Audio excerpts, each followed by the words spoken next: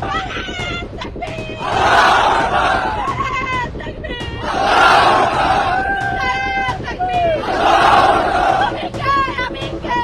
সমর্থিত প্যানেলের ভূমিধ্বস বিজয় হয়েছে আলহামদুলিল্লাহ। ছাত্রদল সমর্থিত প্যানেলের ভিপি ক্যান্ডিডেট ফাইট দিছে, তাও শেষ রক্ষা হয় নাই। যদিও ছাত্রদল প্যানেলের ভিপি ক্যান্ডিডেট কিন্তু গণ অধিকার পরিষদের, ছাত্রদল করা ছাত্র না।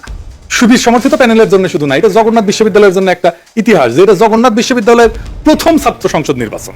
জগন্নাথ বিশ্ববিদ্যালয় কেন্দ্রীয় শিক্ষার্থী সংসদ জকসো নির্বাচনে শীর্ষ 3 পদে জয়ী হয়েছে ছাত্র শিবির সমর্থিত অদম্য জবিয়ান। ব্রেকিং নিউজ, বাংলাদেশ ইসলামী ছাত্র শিবির এবার বিএনপিকে ঘোল খাইয়ে দিয়েছে। যেই দৃশ্য, যেই অনন্য নজির তারা গড়েছে, এতে করে কিন্তু বিএনপি পুরোপুরি দমে গেছে। তাদের বড় মুখ, তাদের বড় গলা, তারা সেটা কিন্তু এবার কমিয়ে এনেছে। এবার কি হবে বিএনপিতে, বিশেষ করে জনাব তারেক রহমান, তার কিন্তু মন ভীষণ খারাপ। কি ভাবছেন তিনি? এই ছাত্র শিবির যেটা করে দেখিয়েছে, কি হতে পারে? ইতিমধ্যে আপনারা স্লোগান দেখেছেন, পিনাকি দাদার সেই ভিডিওটা দেখাবো। এই বিষয় নিয়ে ভীষণ মন খারাপ তারেক রহমানের। প্রিয় দর্শক, কথা বেশি বাড়াতে চাই না, চলেন মূল ভিডিওতে। সাধারণ ছাত্রছাত্রীরা এইভাবেই পুরনো আচার ব্যবহার দেখে এই সাধারণ ছাত্রছাত্রীরা তারা ছাত্রলীগের চাইতে কিংবা ছাত্র দলের চাইতে কিংবা অপরাপর সংগঠনগুলির চাইতে তাদেরকে ভালো মনে করেছে, ভোট দিয়েছে। আগামী 1 মাসের মধ্যেই যদি এই সমস্ত ক্যাম্পাস আবার ভোট হয়, আমি আপনাকে লিখে দিচ্ছি ছাত্র শিবির পাশ করবে না।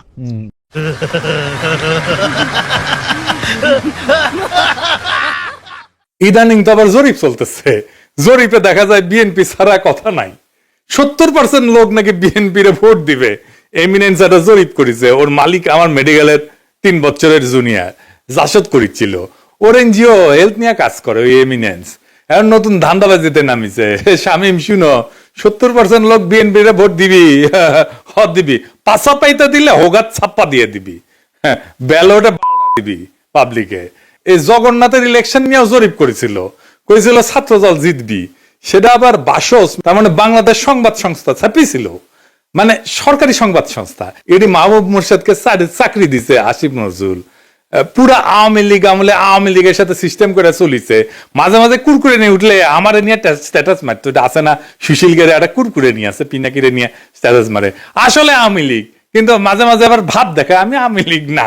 ওরে নিয়ে এমডি বানাইছে বাসসের, মানে বাসসের এমডি হবে সাংবাদিকতার সিনিয়র সাংবাদিক, তা না ওক নিয়ে বসেছে। এইভাবে আসিফ নজরুল বহুত বালসালরা চাকরি দিছে, এখন সব কয়টা বিএনপির সার্ভিস দিতেছে, এইভাবে সার্ভিস দিতেছে। এরা জানে বিএনপি ক্ষমতা না আসতে পারলে হোগাত লাথি দিয়ে খেতাবে, তাই হোগা দিয়া পাহাড় ঠেলিচ্ছে, যেটি লাথি খাবি সেটা দিয়া পাহাড় ঠেলিচ্ছে। এইগুলা এইভাবে পুরা প্রফেসর ইউনূসের প্রশাসন বিএনপির জন্য খাটিচ্ছে, অভিনব উপায় খাটিচ্ছে। এটা কথা কয়েনি প্রফেসর ইউনূসের প্রশাসন উপদেষ্টা মন্ডলী, শুনেন, মন দিয়ে শুনেন।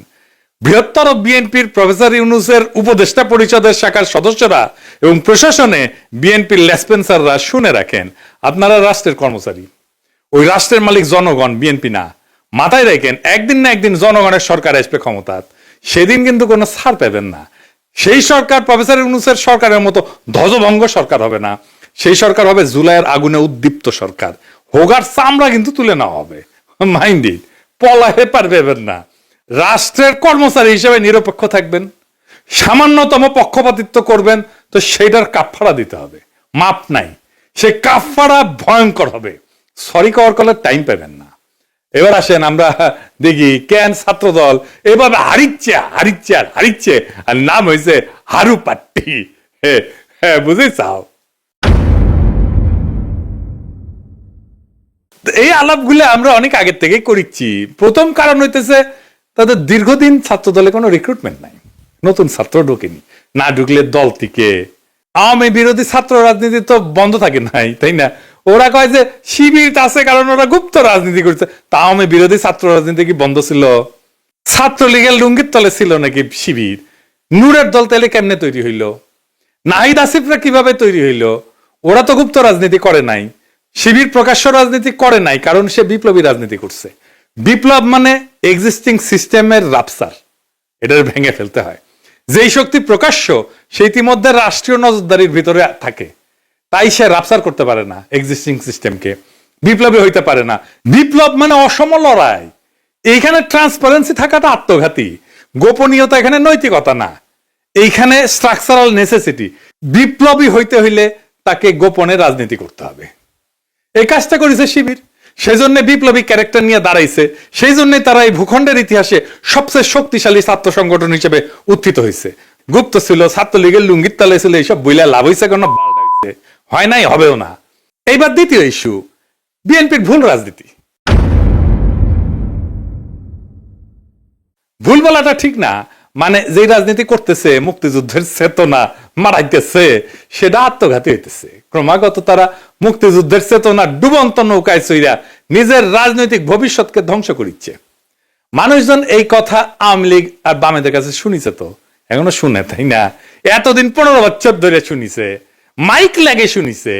তারা এই কথার প্রতিধ্বনি যখন বিএনপির কাছে শুনে, সে তখন মনে করে আরে এটা তো আওয়ামী লীগ, এটাই তো ইন্ডিয়ার বন্ধু। আর সত্যি সত্যি যখন ইন্ডিয়ানদের উচ্ছ্বাস দেখে তারেক রহমানকে নিয়ে, আর তারা প্রকাশ্যেই বলে তারেক রহমান আর বিএনপি তাদের পছন্দের দল, তখন মানুষ দুয়ে দুয়ে স্যাড মিলায়। সুবীর ভৌমিকের কথাটা আবার শুনেন, এডিটর সাহেব শুনান। ভারত বাংলাদেশে কোন সরকার চাইবে? খুব সোজা উত্তর আমি তোমায় দিয়ে দিচ্ছি। Awami League is not in election, next best option is BNP, obviously not Jamaat. তারা অলরেডি 50 লাখ লোক নিয়ে জেহার টেয়াদের হুমকি দিচ্ছে, ফলে জামাত অবভিয়াসলি ইন্ডিয়া চাইবে না। অত অনেক কথা, ডিপ্লোম্যাটিক কথা বলে তো লাভ। কানেকশনটা হচ্ছে 71। আমরা একসাথে, আমার সৈন্য এবং মুক্তিযোদ্ধারা রক্ত ঝরিয়েছে, সেই সুবাদে Awami League. This is the historical fact. এই জায়গাতে হঠাৎ করে আজকে অন্য কিছু ডাইনামিক্স চলে আসবে, এটা তো আশা করাটাও ভুল। কিন্তু যে গভর্নমেন্ট আসবে তার সাথে ইন্ডিয়াকে তো ডিল করতে হবে। শুনেছেন? এই সুবীর ভৌমিকের কথাটা কাইতে নিয়ে মোবাইলে সেভ করে রাখবেন, আর ভোটার ক্যাম্পেইনে গেলে এটা ভোটারদের শুনেবেন, কাম সারা হয়ে যাবে। ভোটার পাশায় ছাপ দিয়া ভোট দিবে বিএনপি রে। আর তার উপরে যদি দেখে সেই আওয়ামী লীগের অলিগার্ক লবণ কামালদের সাথে তারেক রহমানের হাত মিলায়, তখন পাবলিকে বুঝে যায় এইটা সেই আগের বন্দোবস্ত। আমরা হাসিনাকে তাড়াইছি, কিন্তু তার তৈরি বন্দোবস্ত এখনো আছে, আর এই বন্দোবস্তের মালিকানা নিছে বিএনপি। আওয়ামী লীগের এই বন্দোবস্ত, এই শক্তি বিএনপিকে আশ্রয় করে আবার শক্তি নিয়ে ফিরে আসতেছে, যেন আপা শর্ট করে ঢুকে যাইতে পারে। ইউনিভার্সিটি গুলোতে বিএনপির এই অবস্থা হইতো না যদি আমার চাইনিজ বুদ্ধি নিত। সেটা তো বিএনপি শুনবে না, সে শুনবে ভুট্টো সাহেবের কথা। যাই হোক, আমার ক্ষুদ্র ভাতারা কবে আন্নার কাছে দাদা সব স্ট্র্যাটেজি থাকে না, তা থাকে না। তো এই স্ট্র্যাটেজি আমি বানাইবার পারি, কয়া দিতেছি, কমো কয়া দি। এখন তো কয়া দিলেও কোনো লাভ করবার পারবি না, কিন্তু কয়া দি যে কেমনে এটা করা যায় গেল নি। আসেন এটা শুনি, দেখি মজা পাবেন কলে। ছাত্র দলে যে রিক্রুটমেন্ট নাই, এটা তারেক রহমান সহ সব বিএনপি নেতারা জানে, স্থায়ী কমিটির সবাই জানে, স্বীকার করে, কিন্তু এইটারে কেমনে ম্যানেজ করবে সেটা জানে না।